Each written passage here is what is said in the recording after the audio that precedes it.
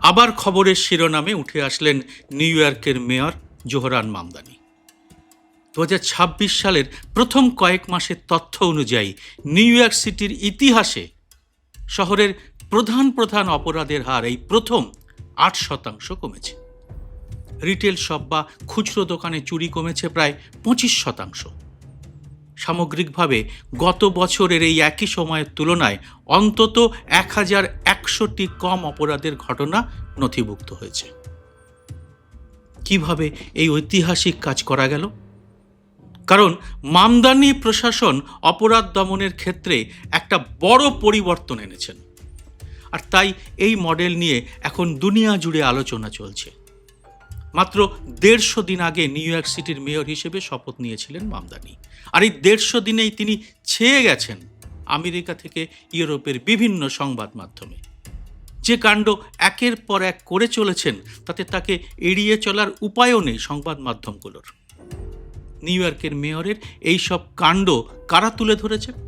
লিখেছে আমেরিকার বিখ্যাত সমাজতান্ত্রিক সাময়িকী জ্যাকোবিন, রয়েছে আন্তর্জাতিক সংবাদ মাধ্যম রয়টার্স, আর ভোটের সময় তার তীব্র বিরোধিতা করা Bloomberg, the new York Times এবং ফোর্বস। এরাই এখন ব্যস্ত মামদানির কাজকর্মের আর স্টাইলের ব্যাখ্যা বিশ্লেষণ করতে। আসলে জোহরান মামদানির কাজটা যে কত কঠিন ছিল তা বুঝতে গেলে আগে বুঝে নিতে হবে তিনি যে শহরের মেয়র সেই শহরটিকে, মানে নিউ ইয়র্ক সিটিকে। নিউ ইয়র্ক সিটি সম্পর্কে বলা হয় এ টেল অফ টু সিটিজ। একই শহরে আপনি লাখ লাখ ধনী এবং কোটি কোটি নিঃস্ব মানুষ খুঁজে পাবেন। একদিকে এটি পৃথিবীর সবচেয়ে বেশি বিলিনিয়ার বা কোটিপতিদের আবাসস্থল, অন্যদিকে সিটির এক বিশাল জনগোষ্ঠী একেবারে দারিদ্র্য সীমার নিচে বাস করেন। একেবারে চরম বিপরীত অর্থনৈতিক এবং সামাজিক অবস্থা সেখানে। আর শহরের এই বিচিত্র অবস্থার মধ্যে সগর্বে মুসলিম ধর্ম এবং অনাবাসী পরিচয় দিয়ে প্রার্থী হয়েছিলেন তরুণ জোহরান মামদানি, এবং সবচেয়ে বেশি ভোট পেয়েছিলেন কাদের? পেয়েছিলেন সব শ্রেণীর মানুষেরই, তার মধ্যে উল্লেখযোগ্য সংখ্যায় ছিলেন ইহুদিরাও। মানে ভোটের ময়দানে ছিল এই বৈপরীত্য। মামদানি ম্যাজিকের কথায় যাওয়ার আগে জেনে নিই তিনি কি বলেছিলেন 1 জানুয়ারি শপথ নেওয়ার সময়। বলেছিলেন, আমাকে বলা হয়েছিল আমার নাকি নিউ ইয়র্কের মানুষকে বোঝানো উচিত যে তারা খুব সামান্য কিছু চান এবং তার চেয়েও অল্প প্রত্যাশা করেন। আমি তেমন কিছুই করব না। আমি যদি কোনো প্রত্যাশা বদলাতে চাই তবে তা হলো এই অল্প প্রত্যাশা করার মানসিকতা।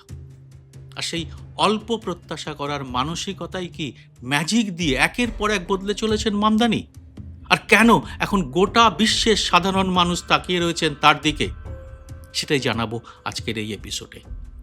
কিছুদিন আগে মামদানি কি করে নিউ ইয়র্ক শহরের ধারের বোঝা কমিয়ে ম্যাজিক ঘটিয়েছিলেন তা নিয়ে একটা এপিসোড করেছিলাম। এই এপিসোডটি সেই মামদানি ম্যাজিকেরই দ্বিতীয় পর্যায় বা এক্সটেনশন বলতে পারেন। আমার আগের ভিডিওটি যারা দেখেননি তাদের জন্য ডেসক্রিপশন বক্সের লিঙ্কটি দিয়ে রাখলাম।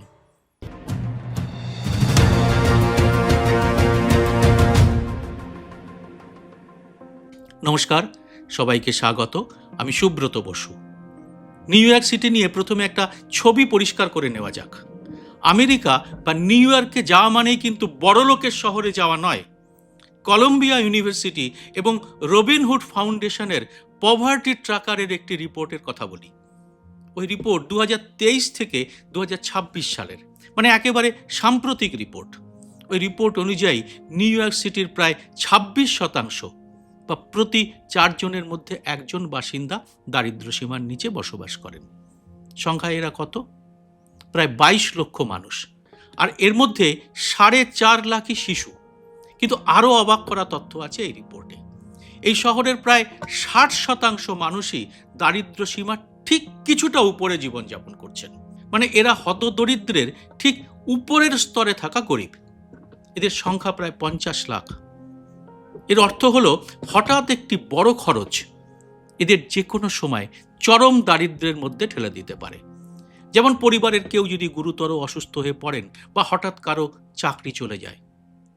এর সঙ্গে যুক্ত করুন আবাসনের সংকট এবং জীবনযাত্রার উঁচু মানের খরচ।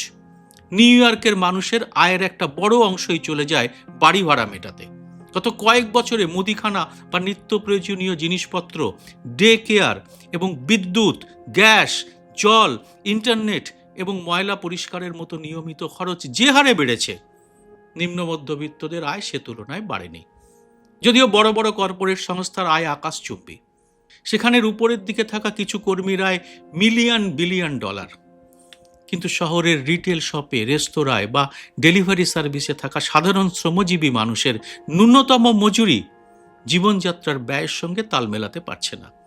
মানে সোজা কথায়, নিউ ইয়র্ক সিটিতে যেমন ডাও জোন্স শেয়ার সূচকের রেকর্ড উত্থান এবং বিলাসবহুল জীবন চোখে পড়ে, ঠিক তেমনি রাতের বেলায় শহরের গৃহহীনদের আশ্রয় কেন্দ্রে প্রায় 90,000 মানুষকে রাত কাটাতে দেখা যায়। এটা একই সাথে চরম ধনী এবং চরম গরিবীর এক আশ্চর্য মায়া শহর। ভোটের সময় জোহরান মামদানি একেবারেই এই মূল সংকটটাকে ধরতে পেরেছিলেন। তার মতো সোশ্যাল ডেমোক্র্যাট তো অনেকেই আছেন, তবু মামদানি আলাদা হলেন কেন? একটু পিছিয়ে গেলেই এর উত্তর পাওয়া যাবে। আক্ষরিকভাবেই একেবারে একা নিজের হয়ে নিজে প্রচার শুরু করেছিলেন জোহরান মামদানি। পরে তার সঙ্গে যুক্ত হয় জেন জি। রাস্তার মানুষের সাথে একেবারে সরাসরি এই যোগাযোগ তাকে শিখিয়ে দিয়েছিল নিউ ইয়র্কের আম জনতা আসলে কি চান। জোহরান মামদানি তার ভোটের সময় দেওয়া প্রতিশ্রুতির মধ্যে আলাদা করে 5টি বিষয় রেখেছিলেন। 1. বাড়ি ভাড়া কমানো। 2. Child care. 3. পরিবহন এবং যাতায়াতের খরচ কমিয়ে আনা। 4. আইন শৃঙ্খলা বা নিরাপত্তা। এবং 5. সাধারণ জীবনযাত্রার খরচ কমানো। আগের এপিসোডটিতে বলেছি, প্রেসিডেন্ট ট্রাম্পের চরম বিরোধিতা এবং বিদ্রুপ সত্ত্বেও আগের মেয়রের রেখে যাওয়া বিশাল অঙ্কের ঋণ প্রথম 3 মাসেই শূন্যে এনে ফেলেছিলেন তিনি। দেশের এক তরুণ নায়কের কাছে পাগলা জগাই ট্রাম্পের সেটাই ছিল মোক্ষম থাপ্পড়। অর্থনীতির পরে আইন শৃঙ্খলাতেও ম্যাজিক দেখালেন তিনি, কিন্তু তার জন্য কোনো বুলডোজার আনার প্রয়োজন পড়ল না তার। কেন পড়ল না? তার কারণ সবকিছুই সুপরিকল্পিতভাবে উচ্চমানের একটা গাইডলাইন মেনে করে চলেছেন তিনি। এখানে অতি ধনীদের উপরে ট্যাক্স বসানো হচ্ছে গরিবদের প্রয়োজন সরকারি মুদিখানা এবং আবাসন সমস্যা বা সরকারি স্কুল তৈরিতে। আর আমেরিকার ধনকুবেরদের তা মানতে বাধ্য করা হচ্ছে। কোটিপতিদের তিনি 1 সেন্টও কর ছাড় দেননি। নির্বাচনী প্রতিশ্রুতিতে প্রধান 3টি কাজের মধ্যে 2টিতে মামদানি প্রথম 100 দিনেই 100 পেয়েছেন এবং সাধারণ মানুষের মধ্যে বড় স্বস্তি এনে দিয়েছেন। জানুয়ারিতে মেয়রের দায়িত্ব নিয়েই মামদানি $1 বিলিয়ন বা $100 কোটি একটি ঐতিহাসিক যৌথ শিশু যত্ন বা চাইল্ড কেয়ার প্রকল্প ঘোষণা করেছেন। এতে সিটির 3 বছর বয়সী শিশুদের জন্য 3K প্রকল্পের তহবিল নিশ্চিত করা হয়েছে। আর নতুনভাবে 2 কেয়ার প্রকল্প চালু করে 2 বছর বয়সী শিশুদের জন্য সম্পূর্ণ বিনামূল্যে ডে কেয়ার বা শিশু যত্নের ব্যবস্থা করা হয়েছে।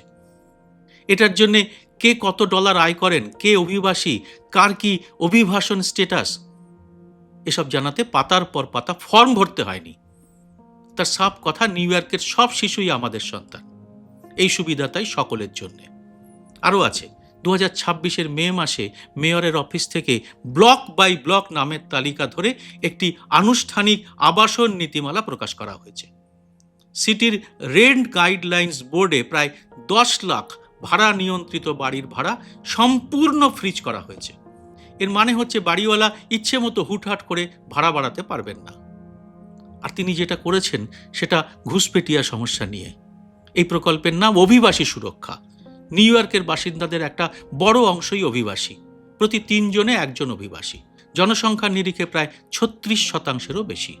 6 ফেব্রুয়ারি মামদানি একটি এক্সিকিউটিভ অর্ডার জারি করে শহরকে অভিবাসী বান্ধব শহর হিসেবে আরও শক্তিশালী করলেন। এর ফলে কেন্দ্রীয় ইমিগ্রেশন পুলিশ চাইলেই সিটির বিভিন্ন সরকারি জায়গা থেকে গরিব অভিবাসীদের দুমদাম করে তুলে দিতে পারছে না। বুলডোজার তো অনেক দূরের কথা। অনেকেই বলেছিলেন এতে শহরের আইন শৃঙ্খলা পরিস্থিতি ভেঙে পড়বে, যেমন সর্বত্র বলা হয়ে থাকে আর কি। আর মামদানি সেই চ্যালেঞ্জটাই নিলেন। এবার আসবো তার সেই আশ্চর্য কৌশলে। কিভাবে জোর জবরদস্তি করা পুলিশকে তিনি সরালেন এই কাজ থেকে। আর এটা ভবিষ্যতের গবেষকদের কাছেও একটা মডেল হয়ে যেতে পারে। মামদানি প্রশাসন গৃহহীন বা মানসিক ভারসাম্যহীন মানুষদের রাস্তা থেকে সরানোর দায়িত্ব পুলিশের হাত থেকে সরিয়ে একেবারে পেশাদার সোশ্যাল ওয়ার্কার বা পুনর্বাসন কর্মীদের হাতে তুলে দিলেন। আর এতেই দেখা গেল বিপুল আর্থসামাজিক পরিবর্তন। মানে পুলিশের লাঠির চটজলদি সমাধান নয়, এক মানবিক পেশাদার স্বেচ্ছাসেবকের দরদি হাত এসে এই পথে পড়ে থাকা, চুরি ছিনতাই করে কোনো মতে বেঁচে থাকা মানুষের পাশে দাঁড়ালো। আর এর টাকা এলো ধনীদের উপরে বসানো কর থেকে। আর তাতেই ঘটে গেল এই ম্যাজিক, যাকে এখন স্বাগত জানাচ্ছে ইউরোপ থেকে আমেরিকার বিখ্যাত সব সংবাদ মাধ্যম। স্যালুট করছে এই ভাবনাকে। অথচ ট্রাম্প এবং কর্পোরেট মিডিয়া সমাজতন্ত্রের জুজু দেখিয়ে মামদানিকে ব্যর্থ প্রমাণ করতে চেয়েছিল, কমিউনিস্ট বলে নানা রকম তকমা দেগে দিয়েছিল। এবার সংক্ষেপে একটু শুনে নি এই ম্যাজিক নিয়ে কে কি বলছেন। আন্তর্জাতিক বামপন্থী গণমাধ্যম নোভারা মিডিয়া এবং আমেরিকার জ্যাকোবিন পত্রিকা তাদের রাজনৈতিক বিশ্লেষণে বলেছে, ওই জুজুর ভয় আজ সম্পূর্ণ অলীক বলে প্রমাণিত হয়েছে। জ্যাকোবিনের রিপোর্ট বলছে, মামদানি দেখালেন ধনীদের উপর কর বাড়িয়ে গরিবের পকেটে টাকা জোগালে অপরাধ নিজে থেকেই সমাজ থেকে বিদায় নেয়। তবে ট্রাম্প বা কর্পোরেটের হুমকি যে কতটা অসার তা আজ নোভারা মিডিয়ার পাতায় আন্তর্জাতিকভাবে স্বীকৃত। আন্তর্জাতিক অর্থনৈতিক সংবাদ মাধ্যম বিখ্যাত ব্লুমবার্গ ভোটের সময় মামদানির সমাজতান্ত্রিক মতের তীব্র বিরোধী ছিল। আর এখন ব্লুমবার্গের বিশ্লেষণ বলছে, মামদানির নতুন অর্থনৈতিক নীতির কারণে নিউ ইয়র্ক সিটিতে খুচরো চুরি এক ধাক্কায় 25% কমে গেছে। ব্লুমবার্গ দেখিয়েছে কেবল লাঠি পেটা করে বা পুলিশ নামিয়ে দোকানে চুরি বন্ধ করা যায় না। মামদানি প্রশাসন যখনই সাধারণ মানুষের বাচ্চাদের জন্য চাইল্ড কেয়ার ফ্রি করলো, চুক্তিভিত্তিক শ্রমিকদের ন্যূনতম মজুরি নিশ্চিত করলো এবং প্রান্তিক মানুষের ক্রয় ক্ষমতা বাড়িয়ে দিল, তখনই চুরি ছেঁচড়ামির হার নিজে থেকেই তলানিতে নেমে গেল।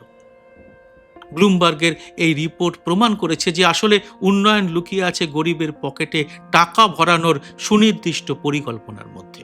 আমেরিকার সবচেয়ে প্রভাবশালী সংবাদপত্র নিউ ইয়র্ক টাইমস তাদের প্রতিবেদনে বলেছে, মামদানি প্রশাসন অপরাধের উৎসে আঘাত করেছে। তারা গৃহহীনদের রাস্তা থেকে তাড়াতে পুলিশ লেলিয়ে দেয়নি।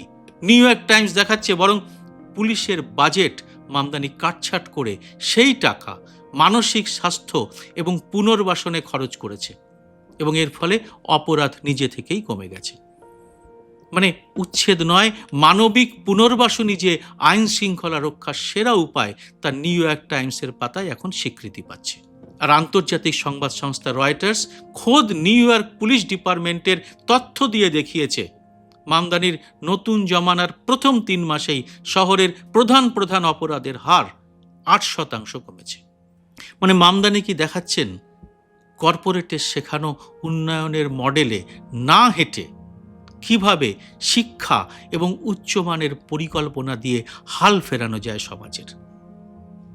আর এর থেকে কি বিশ্বের নেতারা এবং মানুষের কিছু শেখা উচিত? এ ব্যাপারে আপনারা কি বলেন জানান কমেন্ট বক্সে।